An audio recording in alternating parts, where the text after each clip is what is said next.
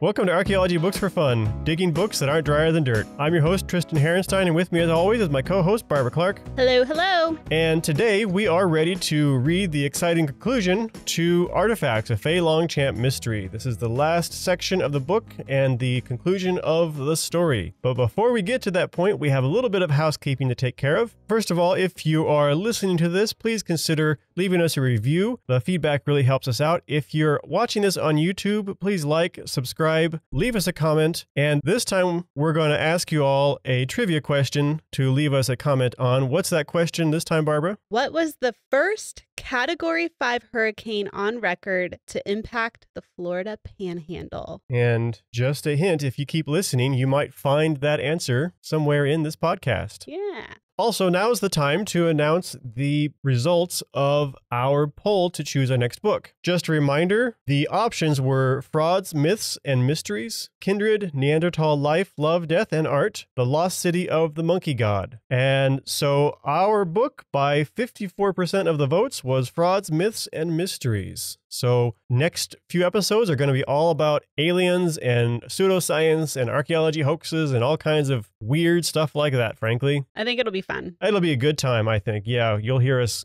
cackling at a lot of stuff when we're not angry at it. Yeah, there'll probably be a little bit of both. A little bit of both, yeah. Yeah, so as far as the other two books go, they're not off the list. If you voted for them, well, you'll see them come up another time, or we might just choose them at some point. We'll kind of see how that goes. But yeah, I definitely want to keep those books on the list too, because frankly, those seem like really good books as well. So yes, we will be reading for our next book, Frauds, Myths, and Mysteries. This book has been in print since the 90s. If you are looking to read along, just be aware that the current edition is quite pricey. I think it was like $60 to $70, but you can very easily find a previous edition for a much, much more reasonable price. I think I saw them down to like $10 to $12 or something. So I'm not sure which editions we will end up with, but I don't think they can be that different, frankly. And it would honestly be kind of funny if we both got different editions and could compare and contrast. We might have to do that intentionally just to see where the differences are, yeah. Yeah. Also, Barbara, I think you have a bit of an announcement to share too, right? Yes. So this book that we're reading now, Artifacts, was written by Mariana Evans, and she has agreed to do an interview with us. So we'll be doing that as a special kind of bonus episode of our podcast. So be on the lookout for that. I personally am really excited. Yeah, I'm looking forward to it too. So we'll be talking with her sometime in the middle of May is when we'll get that out. And I think that's it. Without further ado, we're ready to dive in and get to the conclusion of Artifact. We start off this one with Joe, and he is kind of doing Joe things, and some teenagers show up on Joyeuse Island, and he realizes he needs to kind of dissuade them. I liked this quote: Joe, the wild man, who was indeed cute, because he is probably the closest thing to the wild man stories, although he's clearly not old enough to be the wild man. But he scares them off by shooting near them with his bow and arrow. Right. Which would, I would leave. I would leave too. That would probably be the last thing I would expect to see right. when I'm out there. But he also realizes that this is putting Faye's secrecy at risk now, finally, because he had to scare them off, but also his presence is going to draw people now. Yeah. Which I get it. And so he decides he has to go, and he kind of packs up and heads out. And it doesn't apparently occur to him that he needs to let Faye know that he was leaving, which is just feels like a Joe thing to do, right? It does, yes. It was Joe's Joe. Yep. And so next we cut to the deputies who are out on Seagreen Island, the island where the murders happened, and we found the older bodies as well. They come across Joe doing his kind of burial rites ceremony. And basically, they immediately conclude that he is the murderer, which is a bit jumping to conclusions, but also it's definitely not something you would just let lie. They took him into custody, and frankly, that's what needed to happen. Yeah, the way it all went about, I was like, you could tell these were maybe somewhat inexperienced cops, and that's elaborated on a little later too. Yeah, and Joe's a little naive. He misunderstood what they were asking, and Yeah, I think they said, "Did you do this?" And he's looking at his array of like burial stuff, and he said, "Yes." Right. And of course, they meant the murders. Yeah. So unaware, we cut back to Faye, who is now really trying to scrounge up things to sell and looking around. Get some good description of some of the remaining buildings. I liked that some of them were made out of cypress. Yeah. And that's why they lasted. It's like 100%. Yep. Cypress is one of the few woods that lasts really well here in Florida. And I didn't realize there were so many outbuildings on the property too. Like still anyway. Yeah, Yeah. like I knew there were a couple, but it seems like there might be a few more than that even. like the old kitchen was separated from the house, which is accurate. Right. And then, you know, the place where Wally was storing all his stuff. Right. And so she goes into the barn, not to snoop on Wally, but because she's looking for Yeah, she was things to sell. Yeah, she Things had of hers- stuff in there too. Things of hers to Yeah. sell. And she hadn't been in there because, you know, I think respecting her friend's privacy and everything. And then immediately realizes there's more here than she remembered going in. And pretty quickly concludes what has been going on here. Right. She finds the Clovis artifact for one. Still, some of the dismissal of other types of archaeology that kind of bothers us here. I have a quote. Some of the run-of-the-mill arrowheads, some of it irreplaceable, museum quality goods, some of it junk. Like it's all, and the value of museum quality is probably overstated a little bit, Frank. Probably, yeah. And I'm sure all the stuff that was quote junk was like historic era artifacts. Yeah, I mean, like not something junk maybe as far as like what it could buy you on the market, get you on the market, but not junk as far as enlightening us about the past and people in the past. Yeah. While she's discovering Wally's betrayal, Wally is going to a meeting with the boss, and this is the first time I've heard of the boss. He seems kind of like an intimidating figure. Yeah, in my mind, I had like this mental image of like this mysterious guy sitting behind a desk, you know, like you would see in the movies, like almost like a mob boss kind of situation.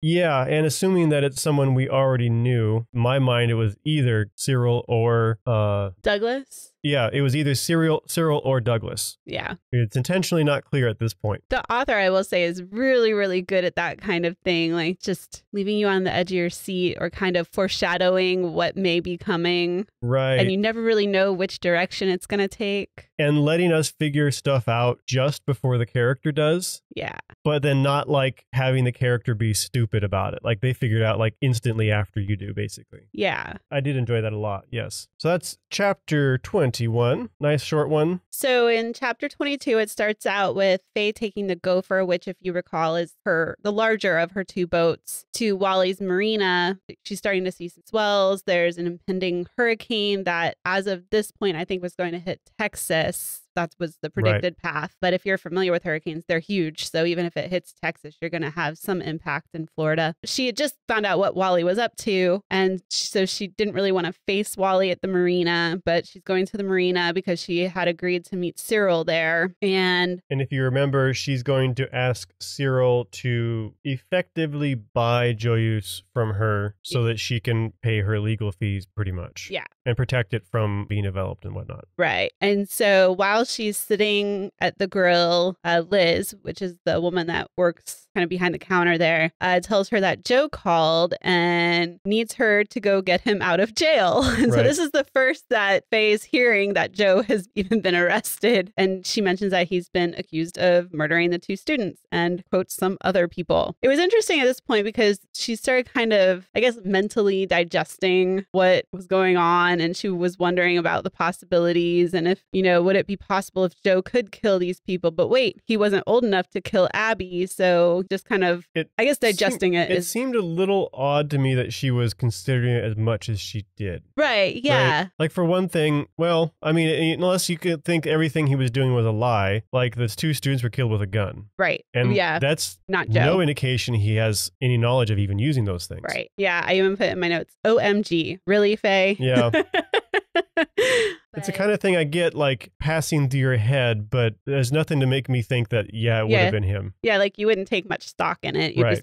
But, you know, she was sitting there waiting for Cyril, but she had to go get Joe out of prison or out of jail. So she tells Liz, you know, hey, have him wait for me if he gets here before I get back. She went to go get Joe out of jail, but he couldn't get out of jail until he made his first appearance in front of the judge. So she essentially had to just leave him there. And he's not doing well in jail. He's not doing well at all. He's struggling. He's not familiar with that kind of environment. Yeah. It almost feels like the author is trying to equate him kind of almost to like a caged animal, you know, just. Yeah. Yeah. She does a really good job of just making you feel really, really bad for Joe. And frankly, everyone who sees him kind of does too. Even Sheriff Mike. I was going to say even Sheriff Mike does. She leaves him there, and then it kind of cuts to Sheriff Mike talking to Deputy Claypool, who was one of the deputies that arrested Joe. And Claypool kind of comes off as young and unexperienced, and he kind of overestimated Joe's age. And Mike confronts him about all of this, and you can tell Mike doubts that it is Joe, but now that he's been arrested and he's in the system, they kind of have to process him, it seems like. So they go and they talk to Joe. And I thought this was interesting because they're kind of getting Joe's history, and he explains that his last regular job was working for a flint knapper in Georgia. And I was like, I'm trying to think of like what kind of flint knapper hires employees.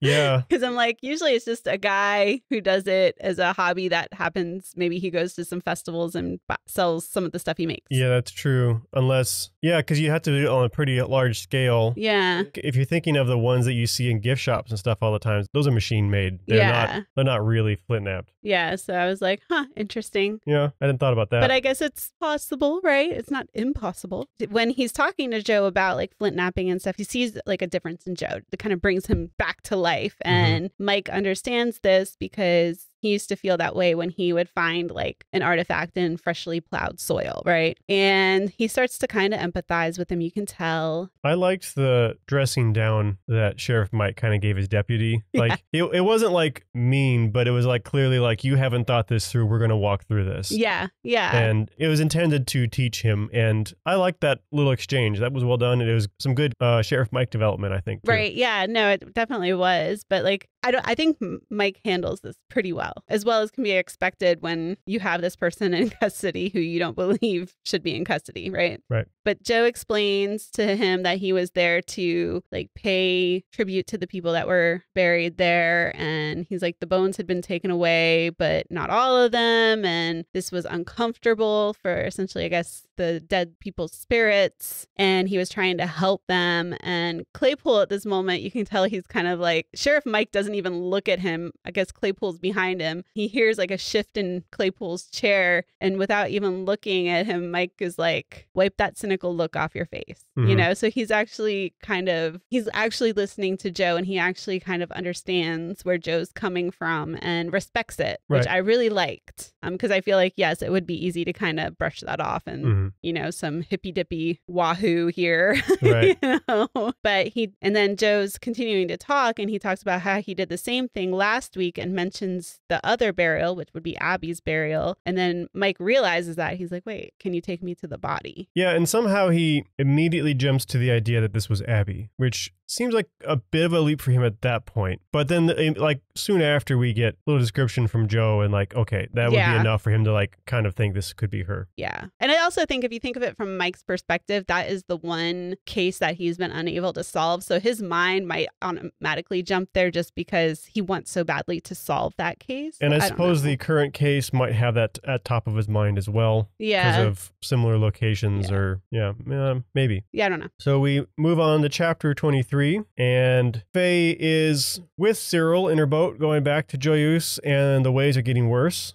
She's getting a really good, close, detailed look at Cyril and observing signs of the plastic surgery he's had. Yeah. And, notices the scar that she knows should be there. And then she observes his teeth, because if you remember, Cyril, the boy, had adult teeth that had been knocked out, which means that these teeth had to have been replaced. Right. But they weren't perfect. Right. Yeah. They're just a little off. Yeah. And then she also notices like there's a bump on his nose that seems pretty odd for someone who would have had like plastic surgery to fix their nose. Why would you leave that? So all this stuff kind of adding up doesn't quite jive. And so at this point, she realizes that this is actually not Cyril. And again, this is how the author like leads us to it. And we can reach these conclusions like just before the character does. but doesn't leave us like frustrated the character doesn't get it, because she jumps to it right away. And essentially, the most obvious conclusion at this point is that this is actually Cedric, who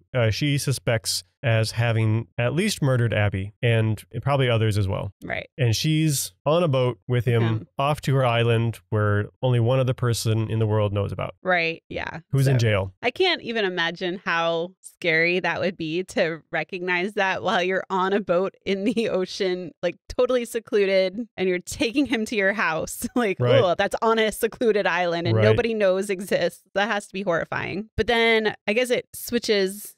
And I've noticed in this section, there's a lot of like switching back and forth between different scenes, I guess you would call them, more so than there has been in the book previously. There's been some, but it's a little faster. Yeah, I think it's meant to kind of match the pace of the narrative a little bit. Right, yeah, which I like. Yeah. I thought it was kind of fun and made for interesting reading. And so it switches to Joe and Mike, and they're at the burial, and there were no bones. Right, as we knew, but Joe, I guess, didn't because Faye never told him. Right. Mike believes him, though, and he can tell, like, the soil had been recently disturbed, and he can smell the bleach. Right. Yeah. And so he kind of puts it all together. He also mentions that there was, like, a hurricane in the 60s, which also kind of rearranged everything. And I like that he calls it this glorified sandbar, because that's essentially what barrier islands are. Now, at this point, the hurricane is now expected to hit Louisiana, so it's getting closer. And if you're in Florida, you know this happens all the time. So this is very realistic. I mean, you wake up the next morning and it's hit somewhere completely different than what it was supposed to. Yeah, there's a cone of probability, and you're like, we're on the edge of it. It'll probably be fine. And then somehow it seems to come right at you half the time. And then, of course, it doesn't always. So. And there's the famous or infamous spaghetti models that have it going every other way. So this is pretty realistic in the way that it's kind of playing out with the hurricane. And if you're ever in Florida when a hurricane's coming, get out when who arrives? Jim Cantore. He's a famous weatherman from, I think, the Weather Channel. And if he comes to Florida, it's like a Florida joke. If Jim Cantore is in Florida, we all know we're in trouble. Like there's Jim Cantore sightings on Facebook and stuff. He's going to be in the storm. Yes. And if he's there, you better not be, basically. Yeah. So they get back on the boat and they're headed back. And Joe wants to go because he believes Faye's in danger because of the impending storm. Right. Yeah. And Mike is like, you're in prison. No. Like, you're in my custody, dude. You can't go anywhere. But Joe, while they're talking, apparently rips out the fuel line and then dives overboard and just swims for it. Which, just leaving Mike there stranded. Yeah. Yes. And his deputy or whatever. Yeah. And are fuel lines that easy just to grab stealthily and yank out? You know, I don't know enough about boats. Yeah, I know they can be like exposed, but it probably depends on the type of boat and stuff too. Yeah. But okay.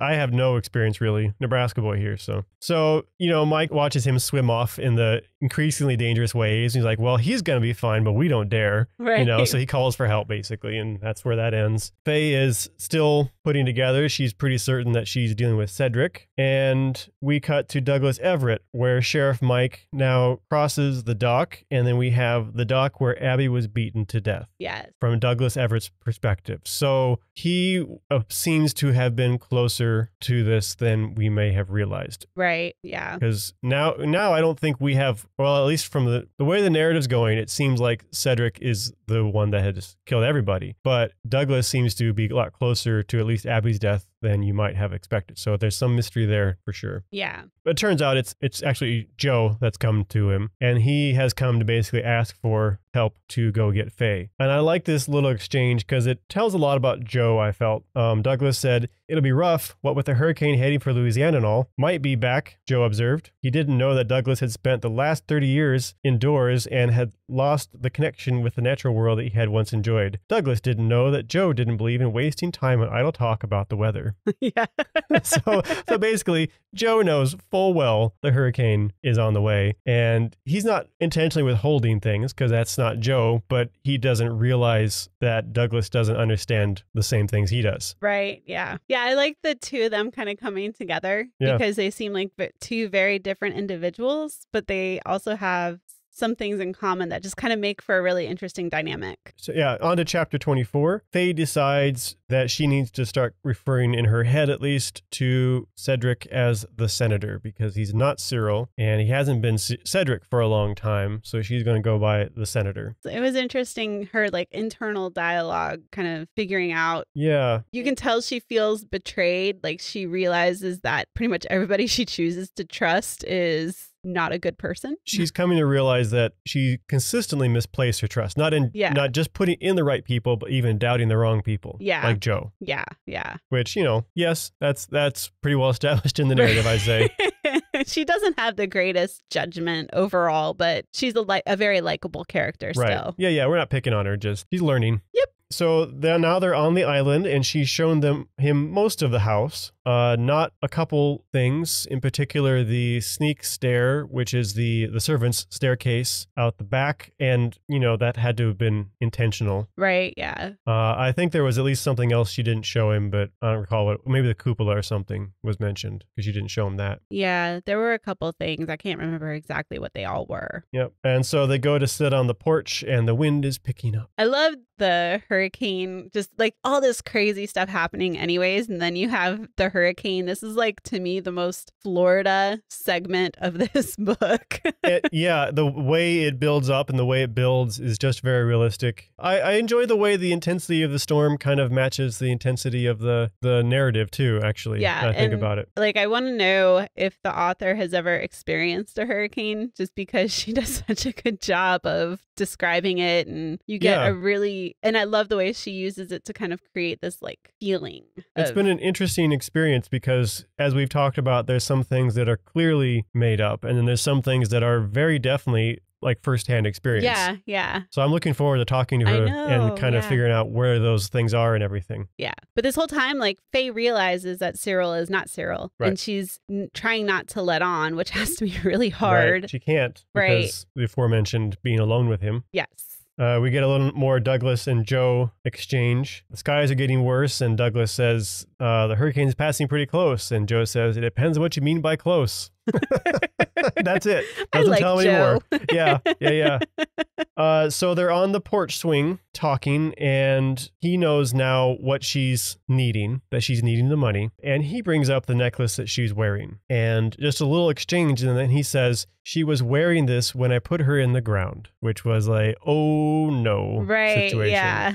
And this generally confused Faye because, you know, she found it on her island, not anywhere near the body. Right. Which confused me too when I read this. But yeah, she thought it was someone who had lived on the island at some point. I thought maybe it was one of her family members. Right. Because she has a lot of family members whose names start with C. That's true. The initials are CSS. Right. So I was like, interesting. So this kind of threw me for a loop. Yep. But Faye realizes maybe it was heirloom for Abby as well. So it was like a grandmother's necklace or something, not her own initials. And he starts to strangle her with the necklace. Right. Class act. An interesting end for one of the characters. We cut to Nguyen, who is in a boat, and he's headed to Joyeuse to try and find the goods. Only he's oddly a landlubber for someone who has scuba training and doesn't really know how to find it, and doesn't realize that he's not in a situation where he should be out there. Yeah. And flips the boat and ends up dying slowly, basically, fighting for survival. Here, too, is where we learned that, remember that shipwreck that he was all interested in? This is when we learned that it was a drug smuggler's boat, and he had planned on pulling out all the plastic wrap cocaine to like resell or whatever. And I'm just thinking here to myself, like,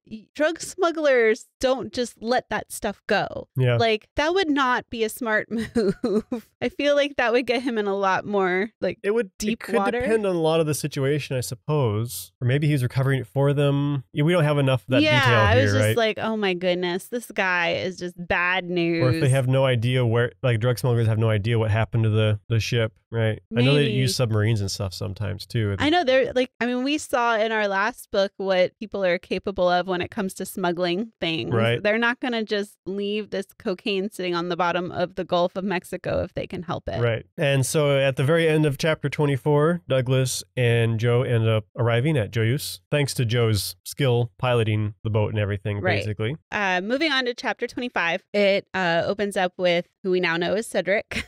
The senator. The senator. The necklace that he was kind of choking, or he was choking Faye with, breaks. She, I guess, is kind of doing inventory of all the people that he may have or did kill. And it's here where we realize or I guess Faye's thinking that, or was I thinking? I was confused here. So I actually had to do an inventory of all the dead people. Yeah. So we have Krista and Sam, which were the archaeology students killed by Cedric. We now know Abby, because it was, I guess, by accident, because he got mad that even with all the money and things like that, he could never have a girl like her, right? And he hit her, and because that's how, I guess, his dad dealt with, as he says, mouthy women. Yeah. And her head hit a wet bar on, like, near outside behind the house, and she fell and fractured her skull. And then Everett came and found them like that. And Cedric threatened him essentially to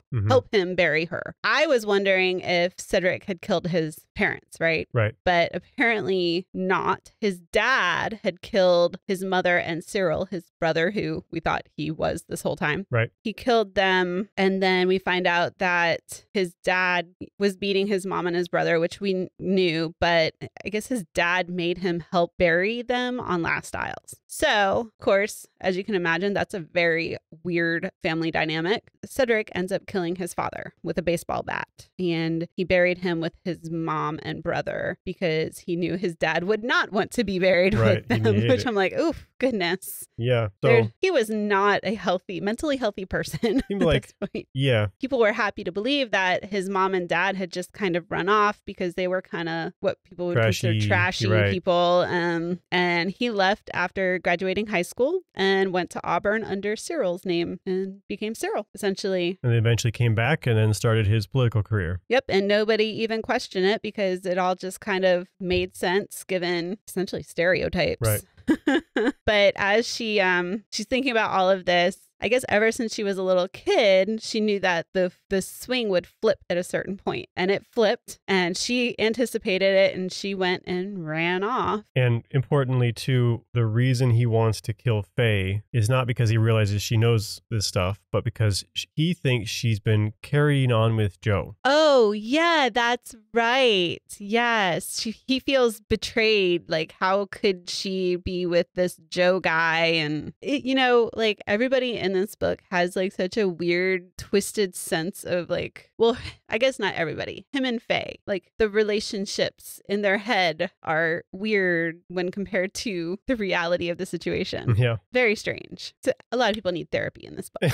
But the swing flips and she runs away. And at this point, Joe and Douglas are approaching Joyeuse, and Joe, this was interesting to me because he notices that the animals seem bothered, and he wondered if it was because of the storm or something else. I mean, that is true. Animals, like I've heard, start acting kind of funky during a storm. And a side note, I always wondered why the University of Miami their mascot was an ibis, a bird. And apparently it's because an ibis is like one of the last animals to take cover during a hurricane. Okay. So I guess that makes them tough. I don't know, but I heard that and I was like, okay, huh? Yeah, so he leaves the trail. That's right, yes. To check out the animals, which feels like a plot thread that just kind of ended. Right, yes. I think the conclusion is based on what happens later, is that he found the animals were disturbed because of the hurricane. Right. Because that's implied later in the story as well, that they are. But this is the first time that Everett is seeing the house, and he thought it was going to be like this rundown little shack in the woods. Right. And it's this old plantation mansion, essentially. And it's,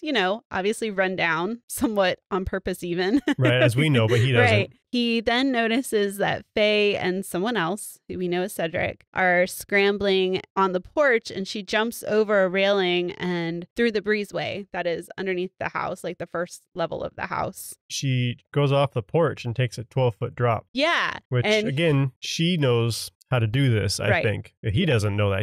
He scares him. Yeah, she definitely has home turf advantage here. Right. And at this point, Cedric shoots Everett. Mm-hmm. And it doesn't kill Everett, but he's down. He's on the ground. And Faye yells to kind of redirect Cedric. Haunts him pretty much. Yeah. So Faye essentially quite possibly she doesn't know at this point, but saves Everett's life. That was the intention. Right. Anyway, Yeah, she knew he was going to go and kill him, finish him off, and she taunted him away to give him a chance. Right. And here we learn a little bit more about the interesting, I guess, situation with Everett and Abby's father. And Cedric. Yeah, and Cedric. Yeah. So Cedric was forcing Everett to embezzle from Abby's father. But then Abby's father left the construction business to Everett when he passed away. So essentially he kind of felt like, okay, that makes me feel a little bit better about it. I was just kind of stealing from myself. Right. You know, so I guess that's one way to justify it. It doesn't seem like he had too much of a choice, honestly, with the blackmailing situation. Right. And I don't remember if it's laid out here or not, but it's pretty clear that basically the whole blackmailing idea is, or at least was, the word of a white man to a black man. Yeah, right. Involving the death of a white woman, which in the 50s, 60s, right? Yeah. I think that would be pretty effective, unfortunately. But I think it's interesting that he bought the Wilford Beach house where Abby had died. Mm-hmm. And then he remodeled it. And of course, he removed the wet bar. Right. I'm like, and the tiles and everything. Yeah. But I don't know that I would ever want to live there. Feel like it was a guilt move, atonement move. Yeah. Even though he wasn't able to give her justice. You know, I don't know if it's really laid out why, but I kind of have a sense of that sort of motivation. If I did buy that house and I knew what had happened there, I wouldn't want to come out on my back patio or whatever and see the wet bar where I knew. Oh, yeah. Remodeling makes sense. The buying the house is the part that doesn't necessarily, but I'm not sure that. And I also wonder if it was partially like self-preservation. Like if he owned the house, he could remove things that might have evidence and, you know, do what that would make sense, but he would have bought that years and years later. Yeah, that's true. And but I think he bought it. He doesn't say that. It's a reasonable thought, though. Yeah. So we get all that. We cut back to the pursuit, essentially. Faye is using her advantages, I guess. And Joe sees all of this from the trees. And we have to remember that Cedric thinks Joe's in jail right now, right? Right. Yeah. So he doesn't know Joe's present. And so Joe gets Douglas to the sneak stair. And Douglas has been shot in the torso. Right. There's talk of the bullet passing through, which isn't necessarily a great thing still in the short term. Missed his heart, but he thinks it might have hit his lung. Right. Yeah. So that's all we know. And that's kind of Douglas's self-assessment pretty much. So now Faye is hiding in a palmetto thicket, which I thought this was a good Florida scene right here. Yes. No one would willingly do that because palmettos, think of them as like short pine trees. Like they're like bush level pine trees, basically. And you think of the stalks of the leaves, when you rip away the leaf, you have that fairly sturdy stalk still. And the stalk is like serrated on either side and it's really sharp and it just tears you up. And I haven't experienced the serrated as much, but what I have experienced is those stalks jut out and the points always seem to be about shin height or groin height. Yep. And you know what? I even like doing field work out in palmetto thickets, like they call them gator backs, where they kind of, the trunk of the palmetto kind of ebbs and flows, kind of like comes off the ground at different levels and stuff. And you have to climb over them, and just being able to move and maneuver through palmettos, especially like when you're trying to hide. Right. I mean, I guess there's a hurricane coming, so at least there's wind that gives you kind of an advantage, because otherwise you can't be quiet in them. And as we found, to draw attention. So a possum actually goes through and unfortunately for it makes too much noise and rustles a plant and gets shot dead, which that's quite a shot. Blind shot through palmetto and hit a possum. Right. Yeah, I guess. That would make me more nervous, actually. Yeah.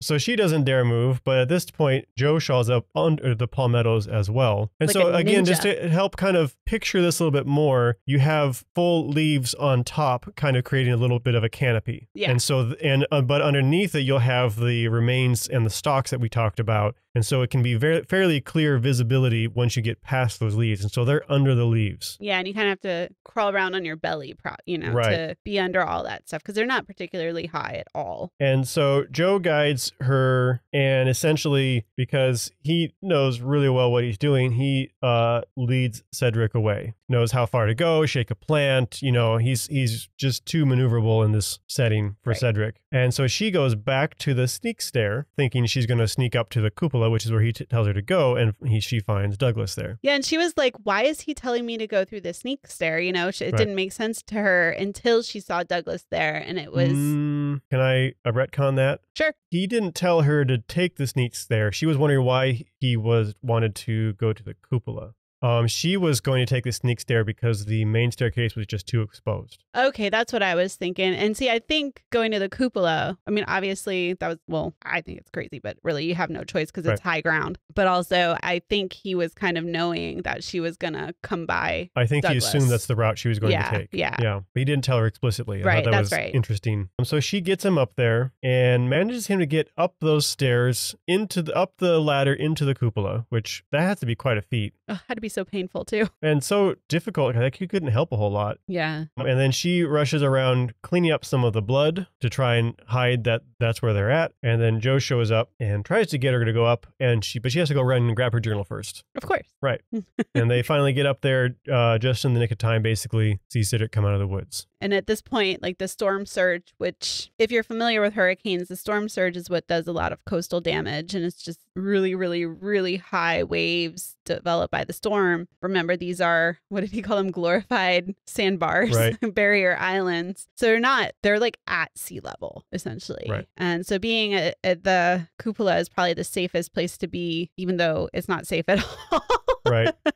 But up from the cupola, because it's high up, I love the imagery again, where she was talking about how you could see the water kind of receding and then coming in and pulling out. And she pulls out an old pair of opera glasses and she can see the island. I guess Las Isles kind of makes the shape of a turkey foot. And you'll remember that's a name of the old hotel that they were, the Mystery Hotel, I guess you can say. As you said, as hurricanes approach, the waters will actually recede. And I like the imagery of the last isle was almost complete again. Yeah. Because it had receded enough that you could see the shape of the actual island. Yeah. Well, that's kind of a cool touch. And and they knew that, like, as the water was receding, and just like with a tsunami or something, it's not a good sign. So just the ominous, like sitting there, essentially like sitting ducks, just watching this, not knowing exactly how bad it was going to be. And it could wash them all away and that would be the end of it. But they decided that's where, they really didn't have a choice, but that's where they kind of waited out the hurricane. Yeah. They wouldn't have done this if they had a choice. Right. I don't think they would have. And I will say, this is a historic house that's probably seen multiple hurricanes. And I'm always amazed, like if you go along the coast, like think Apalachicola, which is a coastal town south of here that has tons of these beautiful historic Victorian era homes. And I'm always amazed that they have survived so many hurricanes. I almost feel like historic homes are maybe well built or the materials better or something. The ones that survived were. Yeah. And so could be survivor bias there. Maybe. Yeah. Hopefully. As I was reading this, I was like, well, I hope it's like those Apalachicola historic homes and it's just well built. Come on. We can do this. Oh, yeah. And of course, remember Faye broke all the windows, or the windows that weren't original, right? Sitting there thinking about how it's going to cause like all this water intrusion.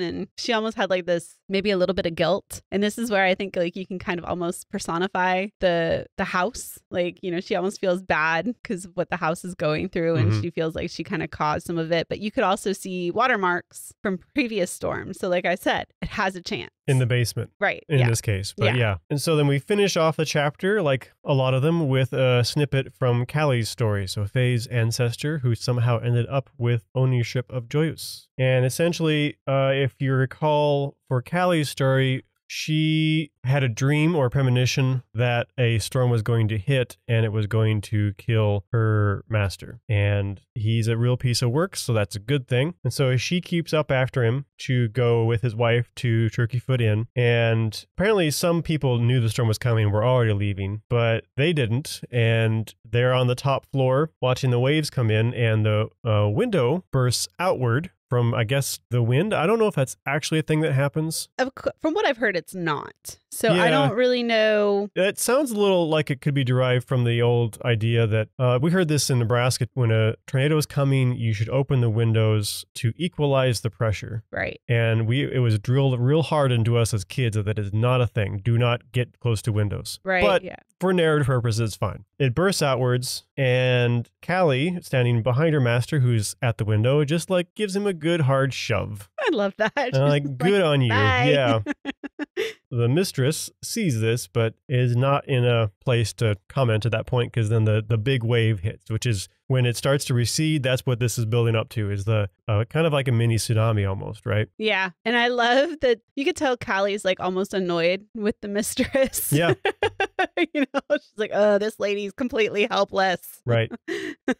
Callie's in survivor mode and she's doing what she has to do to get things done. And the mistress is just like, oh my gosh, what do I do? And it's kind of driving Callie up the wall. Yep. Okay. Yep. Chapter 26. So I love the way this chapter started out because it's just the imagery again of the hurricane and everything. And she does a really good job describing how damaging hurricanes can be. And unpredictable. Yeah, yeah. She talks about how, you know, they can just move giant amounts of sand and clog inlets and cut off sections of islands. And we've seen that even with recent storms. And so, yeah, hurricanes can cover up or uncover archaeological sites. It's not uncommon for us to get calls after a storm saying, hey, a shipwreck's uncovered. And usually it's one that's already previously recorded and we just kind of let it cover itself back up. Right. So the first example is one where it dramatically changed course and no one was ready to deal with that. And the other one is where it was supposed to be a weak category 2 and it became nearly a category 5 almost overnight. And those were real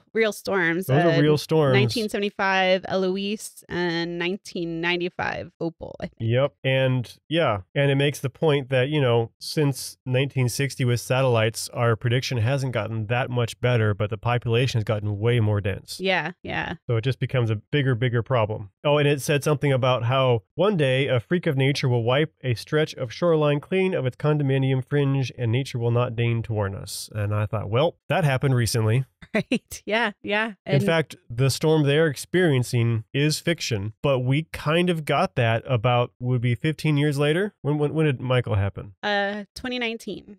So yeah, we've actually had this storm now. Yeah. That they're talking about. That was fictional at this point. Right. Yeah. And it wasn't supposed to be a bad storm. It wasn't supposed to hit. It was going to be maybe a category 2, and then it hit. It was in category 5 when it hit. Yeah. And then it continued its power. Usually they weaken right away, and it kept going all the way up to Georgia. Hugely destructive. Look for photos online of Mexico Beach, Florida, and you pretty much wiped that community off the map. Yeah, and if you're watching the YouTube version, I'll be sticking some photos of the damage in here, because one of the things we have in this area is a lot of timber industry. So there's a lot of pine trees growing in rows, and we drove by and it was just like matchsticks. Yeah, yeah. I like the imagery the author gives a little later in the book about the trees swaying and snapping like twigs or whatever. One of the things I learned that I didn't know is, so pine trees are adapted to these storms. They still do obviously break, especially with a category 5, right? But even after the storm, the ones that don't break, a lot of times they end up dying because as it twists and sways in the wind, it's like vascular system breaks. And so it can't provide nutrients to the entire tree. And it'll actually sometimes kill, the tree will die after the fact, even if it stays standing, which I was like, oh my gosh. Yeah. And even to this day, if you drive in like Gulf County, Bay County, that area, you can still see remnants of Hurricane Michael. Yeah. I remember a whole bell tower from a church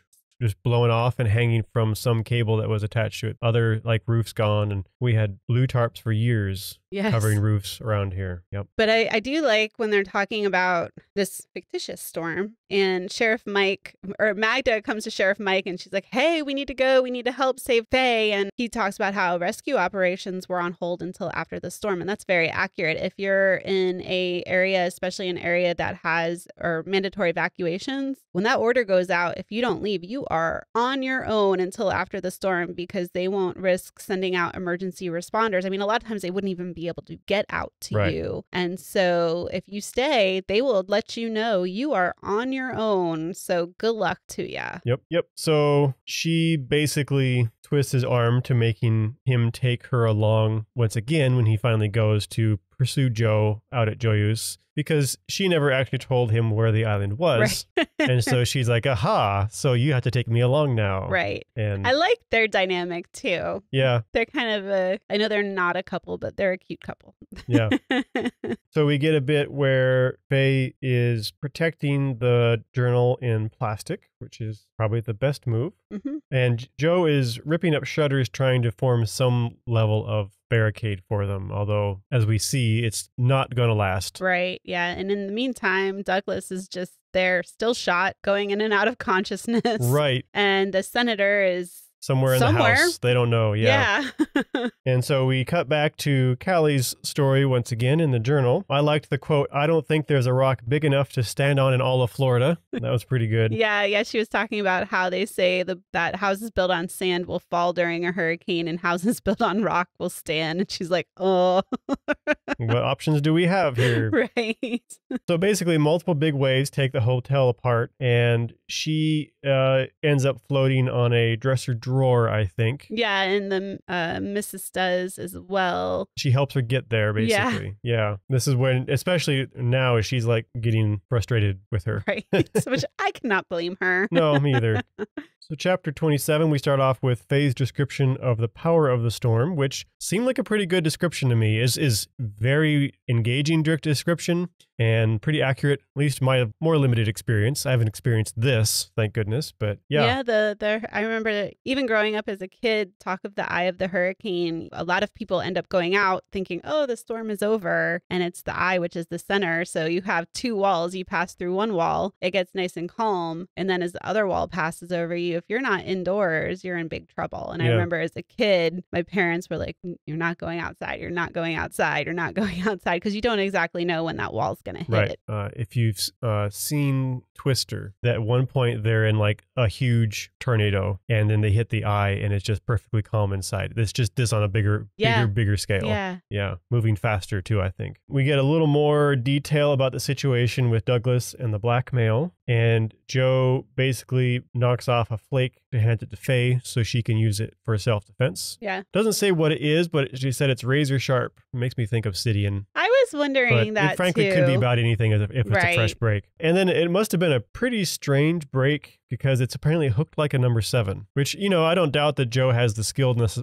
probably to do that, but that's a very unusual break for that kind of stone. They're sitting up there, huddled together, windows shattering, and the cupola was kind of flexing and ebbing a little bit, and they realized this cupola is not going to stay standing. So it was decided that they would climb out onto the roof, which remember is made of tin and is pretty steep, it seems like, although I think it's one of those houses where you have multiple situations as far as roof line goes. And wet and windy, and seems almost impossible to me. Yeah, especially trying to maneuver an injured person. Right. With you. And remember that Faye also has that old injury, her leg injury too, which, so she's not at 100% either. And remember, a category 5 strength wind is at least 157 miles an hour. Yeah. So that's a lot. I'm not picking on the book for this, but I think you might be better off in the cupola. Right. Well, yeah, I'm just thinking, I know that there are the little V's in metal roofs, right? Mm-hmm. But you can't really grab onto those. No. And I feel like you would just slide right off and be swept away. Or blown off, even though they're going on the leeward side. So it's the opposite side of the wind, but I don't know how much that's actually going to help you in 157 miles an hour winds. Right. Yeah. Yeah. But they figured that this was better than going down back through the trapdoor where the senator could be waiting from. He could be waiting. Yeah, he might know that up there. So they did kind of, I like the way the author talked about it, made it a little bit more realistic to me, how they braced off against certain architectural features, like the chimney and things like that, dormers and stuff. So, okay. And I guess Joe did have an axe. He broke open a window for them. Wasn't first. The important thing happens first. Yeah. Oh, yeah. Oh, my goodness. So as they're crawling around on the roof during a hurricane, they didn't know exactly where the senator was. And Faye is kind of peeking into windows as they're crawling around. She looks down, like I guess she kind of like leans over down into the window. She's on a dormer. Yeah. So she sees the senator just kind of sitting on her bed. Right. Just looking chill, I guess. So they're like, okay, we can't go into Faye's bedroom, right? So they move on to the next dormer, and Joe uses an axe to break open a window in that room, which is the room next door to Faye's bedroom where the senator is. And they kind of use that as leverage to grasp onto the sill, essentially. And then they use a curtain to help get Douglas inside, and then Faye as well. And again, the descriptions of Faye on the roof, water blowing so much that she can't breathe, like that seems pretty accurate. Again, as someone who hasn't experienced that firsthand, that seems very believable. And it seems horrifying. I don't know that I could do that. I would probably be in the cupola, curled up in a little ball. You're basically, yeah. Probably crying. in the air, a threat of drowning, essentially. Yeah. And so they didn't realize at this point that the senator actually saw Faye peek in the window. Mm-hmm. And so he knew they were in the room next door. And he knew she was in the room next door. That's right. That's he important knew detail. She was in the room next door. Good catch. Because he thinks she's the only one still around. And he thinks, oh, well, the hurricane's going to make my job even easier. Everybody will assume she died in the storm, and that will be that. And she'll get swept away and whatever. And I could even say that I tried to rescue her, but couldn't, because he thinks Douglas is dead and the storm's just going to wash him away too. He doesn't know Joe's there. He doesn't know Joe's there. So yeah. And he thinks he's great. What he doesn't know is that in the room that Faye's in has the sneak stair. Right. And so she knows that as soon as they are able to leave, they've gotten out. Right. And this is interesting to me because I guess the senator, whatever, Cedric, whoever you want to call him, he's going to try and go into the room and kill Faye. Right. But he steps out into the landing in the hall, and he sees that the cupola has essentially been completely destroyed. So Faye and them, it's a good thing they got out. And somehow they're all like, the staircase and everything's kind of attached to each other, so that when the cupola fails, the landing starts to fail, and the staircase failed, and it's not the house, like the interior of the house is pretty much not supporting itself anymore. And so he was trapped in the bedroom, and Faye was trapped. Well, he thinks Faye is trapped in the other room. So he's like, yeah, I'll just kind of wait her out, or I can go through the window and to the roof or whatever. But he decides to wait it out till after the storm. A very Florida thing. She had flashlights stashed in around the house and one under the bed. So she was able to at least grab a flashlight. The chapter ends, as several have before it, with like an excerpt from Callie's. Well, just important little detail too is the room that Faye, Joe, and Douglas are in is the room that has all her looted artifacts as well. That's right. Yes.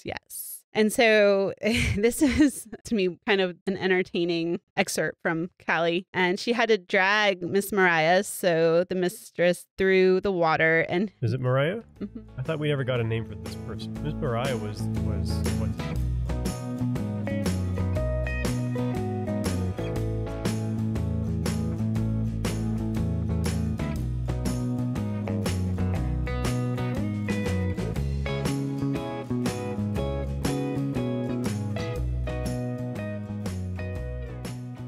We just had a little conversation because we were getting confused. Miss Mariah is Andrew's mother. This person that's with Callie right now is only known as the Mrs. Right, yeah. She is Andrew's second wife. We don't have a name for her. Right, but Callie practically had to drag the Mrs. up through the water, and she's trying to get her to let go of the drawer and climb to a tree because that would have been safer at this point. Callie could swim because Mariah, Andrew's mother, right? She's the one objected. Yes, Andrew's mother. Yes, Andrew's mother. We need a family tree here, people. Would take her to the Gulf to swim. So Andrew's mother would take her to the Gulf to swim. So Callie could swim, which was pretty rare for this time period for especially an enslaved person. She was getting super annoyed with the missus because she was whiny and pitiful and essentially holding Callie back at this point. I think Callie was seriously like just gonna leave her. Yeah.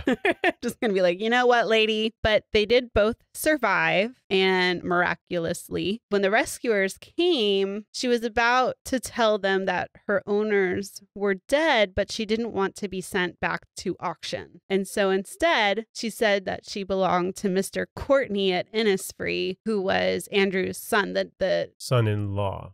Andrew was his Courtney's stepfather. Okay, so we're having trouble keeping the family relations together, as you can tell. Oh, yes. Right. Yes. She was essentially choosing her own master. You'll remember Courtney was the one who was out there like working with, he wanted to essentially free slaves. Right. Smart woman. Callie was a smart woman for. And with inheritance, she knew kind of how that would go too. So that was the right legal call too. Yeah.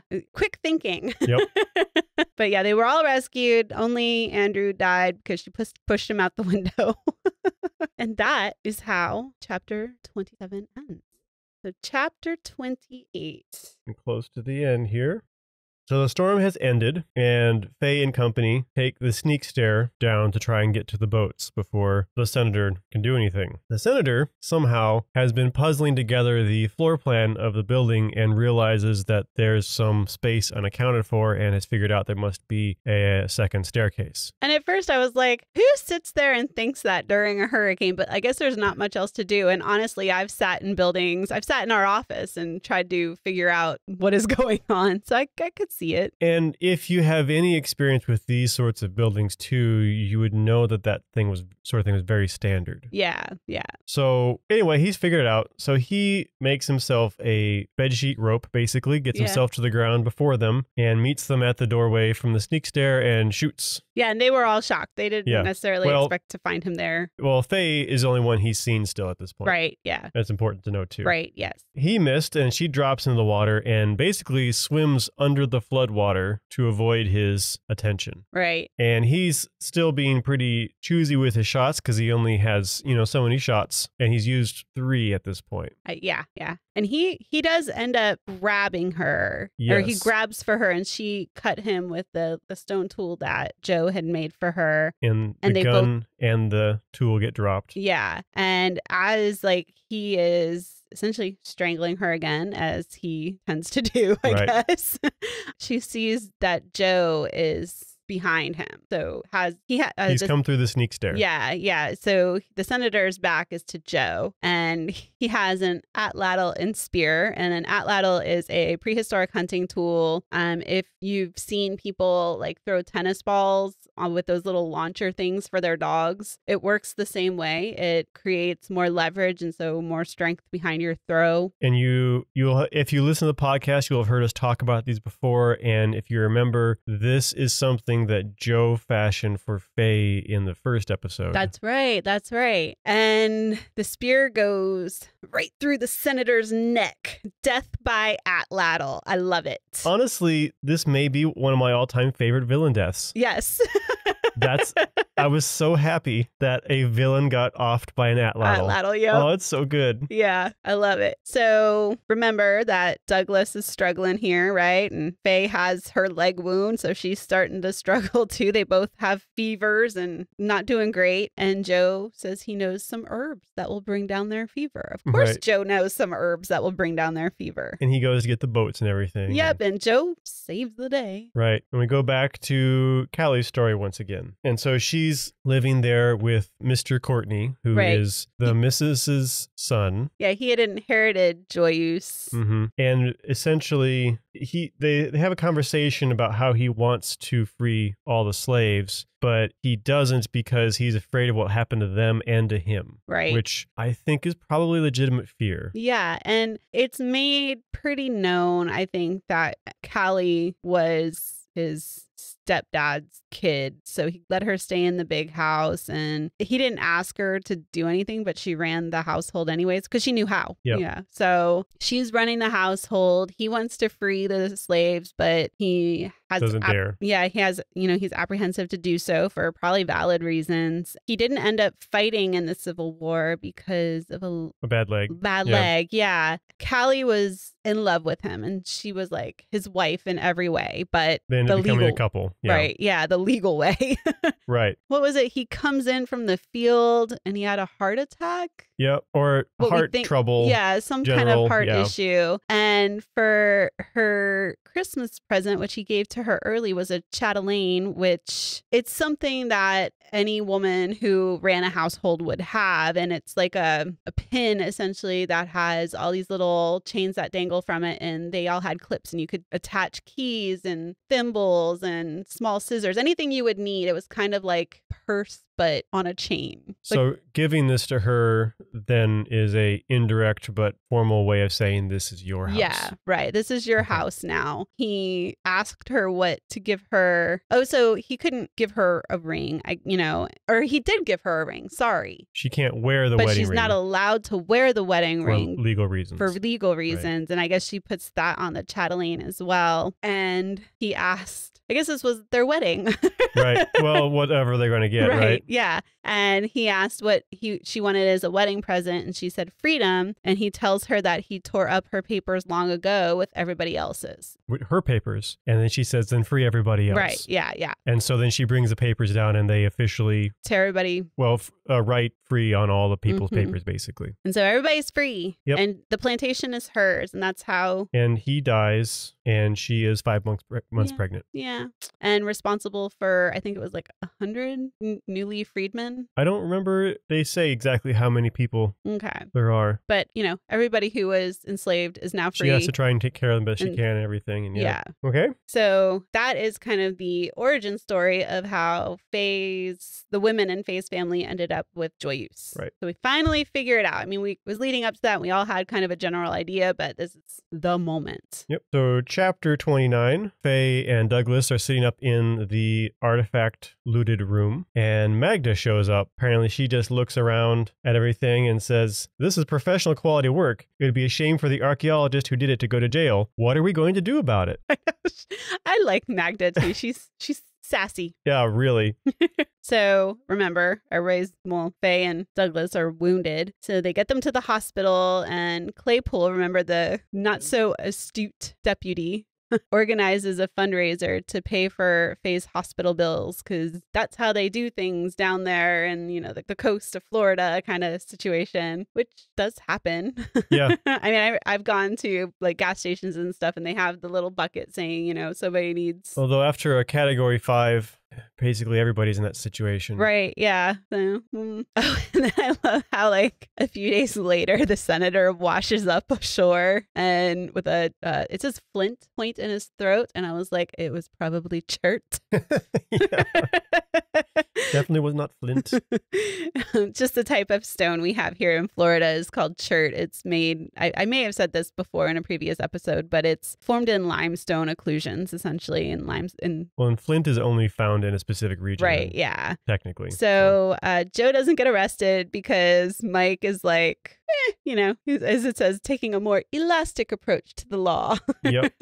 And he removes the point and figures the coroner would just rule it an accident during the storm, which is ironic because that's what Cedric was counting on when he killed Faye. And Wally apparently disappeared. He knew the gig was up and got out. Yeah, he was like, oh, yeah, this isn't ending well for me, so peacing out. And Liz says she's just waiting for the taxes to go into arrears, and she's going to buy Wally's at auction with money her husband left for her after his death. And it's funny because Faye was like, well, here's how you selectively damage the place to knock the price down. And then, of course, you have your happily ever after, essentially. A lab just is interested in hiring Joe as a lithic specialist and specifically experimental archaeology, right. which that is a real thing. Yeah, People that would be a specialize in cool that. job. Yeah, right. And he'd be good for that. Yeah, he would be perfect for that. Right. And Faye is going to go back to school and I guess become a legit archaeologist. She's kind of being bullied into it. Yeah, because of health insurance. Kind of blackmailed into it because Magda's like, so all this is illegal, but if this was a part of your PhD, it wouldn't be. Right, yeah.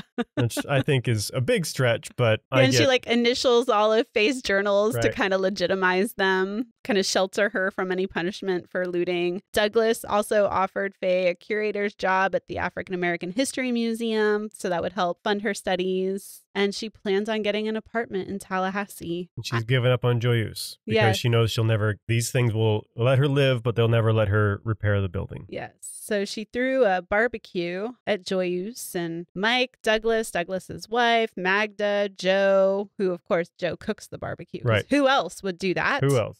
And Mike apologized to Douglas for essentially the lifetime he lived under suspicion for killing Abby, And Faye invited Mike hoping. for that Yeah. purpose. Like she had that intention that he would do that, and he stepped up basically. Yeah, and Joe taught Mike how to flint nap. I just love this. Yeah. I love this so much. Yeah, so, and I feel like there's also a little romance kind of. Definitely implies that they may not be a couple yet, but Magda and Mike are on that route. Right. Which that would be honestly a fun couple to read about. Yes, I would be friends with that couple. Yeah. Oh, what else? There's so much that wraps up here. Well, the big thing right at the end is they talk about Abby. Yes. And how there was the reward for finding Abby still had not been rescinded. And some bones are washing up on Sea Green, and they think they'll never identify them. But Douglas knows of a specific place she broke an arm, and they can confirm that, at least for their purposes, not for necessarily legal purposes. And they ask, was that enough to convince who needs to be convinced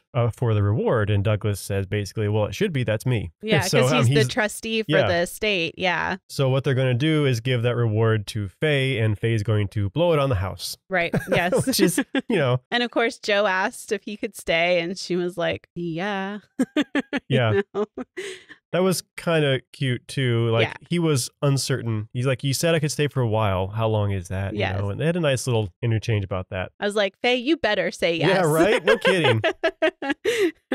And then, of course, as it has been, it cuts to Faye reading the last bit of Callie's diary while she's curled up in bed, as she tends to do. So the Yankees had come to free them, but they were already free, but they couldn't tell them that. So she says that the master and his wife had gone to Tallahassee to swear their loyalty. Yeah, because she couldn't say hey, yeah, this plantation's mine. Right. Right. And the baby. And yeah, the baby too. Is their baby. Yes.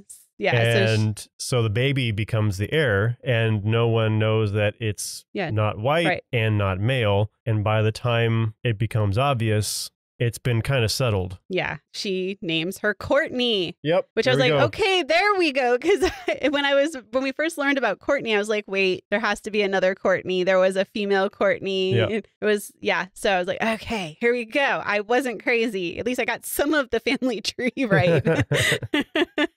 Later, they took a portion of the land, and Callie in the excerpt says, the women in her family always kind of find a way, right? So she knew that eventually someone down the line was just going to kind of piece everything back together, right? And there's a bit about the chatelaine home being more reliable than men. Oh, yes. Which is like, Faye, don't forget that.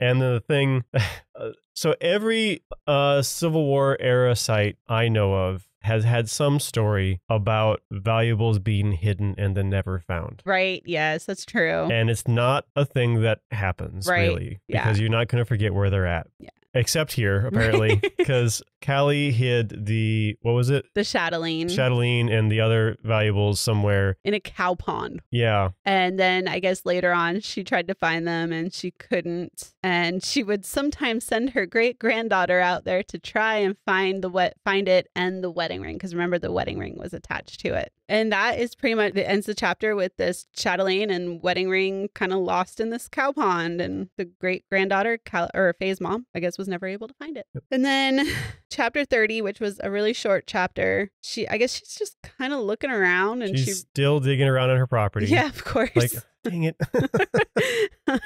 But where there's like a low spot in the island, and she realizes that was the old cow pond. And I guess, the hurricane had moved things around as hurricanes tend to do. She dug and she found an old thimble that had a little small eyelet, which would have attached to a chain on a chatelaine. Right. And she continues to dig for more as she documents her findings. And she couldn't wait to tell Joe. Yep. The end. Yeah.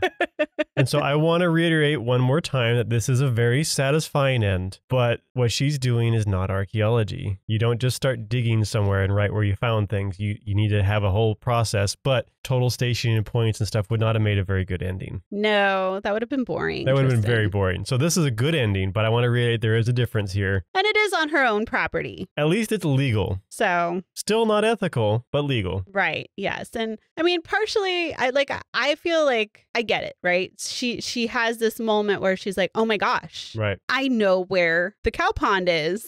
Even I have to admit that it might be hard in that situation to be like, oh, let me go grab my survey equipment. Yeah, because that's your connection to like your ancestors. So I think it was a really good ending. And I love it was very cute that like the last thing she couldn't wait to do was like it ended with, can't wait to tell Joe about this. Yeah. Joe and her better become like an item. That's all I have to say. Like, come on, she Faye. needs to appreciate Joe.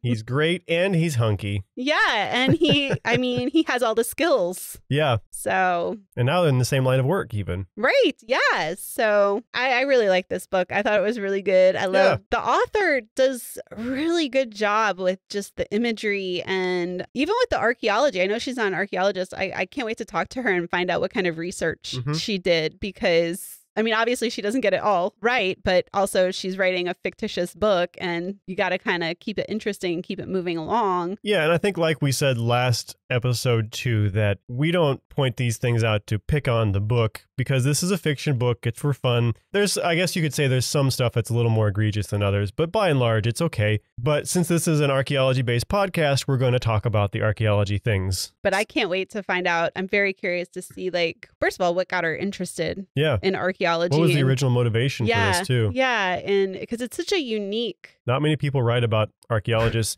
And frankly, again, while we have some criticisms, many people are this accurate about archaeology and its processes and stuff. Oh, yeah, right. This is way better. How often have you heard, like, read in books, it's like, oh, the archaeologists and they're digging up dinosaurs or something like that, where somebody didn't even try. How many times have you read a book where an archaeologist was using a total station? Right. Yes. So I'm just really impressed with, like, her knowledge of archaeology. She has to have experienced a hurricane because she got that so well That and the park. done. Yeah. Both of those are so on point. Yeah. In particular. There's other stuff could be too, but those in particular, really well done. No, I really enjoyed this book, and she's the writing and the imagery and just the foreshadowing, the way she did the foreshadowing where, like you said, it didn't make the characters seem kind of dumb or left out in the dust. Or it didn't treat us like dumb either. It knew we figured it out. Right. Yeah. And the way she used the journal entries to kind of piece things together as you're moving along too. It was a fun read. I would read this again. Yeah. Without having to take notes. Right. It might be a little different experience then. Well, I think we should also look into the next one and add it to the list for a future thing. Maybe we can use that after we read something a little heavier. We can space it out with something like this. I mean, we need to find out what happens with Joe and Faye and Magda and Mike. Right. And if you're listening and you want to hear more of these books, do let us know. We will take that into account if people tell us they're really into this. We will definitely look into doing it sooner than we would otherwise, maybe. Mm-hmm. And also, if you have other suggestions on fiction books like this, good or bad, we could read some that have some bad archaeology too. Oh, yeah. And I honestly, that's one of the reasons I'm looking forward to the next book, is just because I think it's going to be absolutely absurd. Yeah.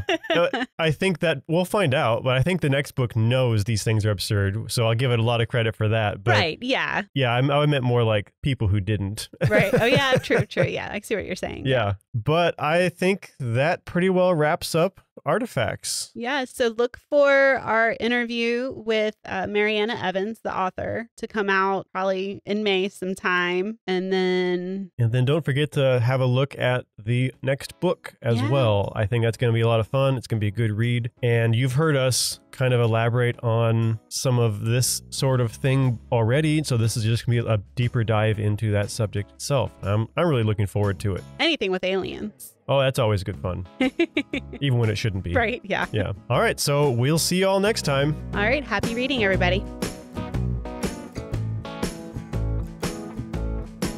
Archaeology Books for Fun is brought to you by the Florida Public Archaeology Network, a program of the University of West Florida.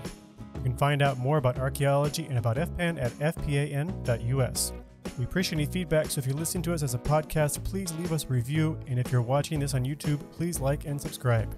Thanks for listening.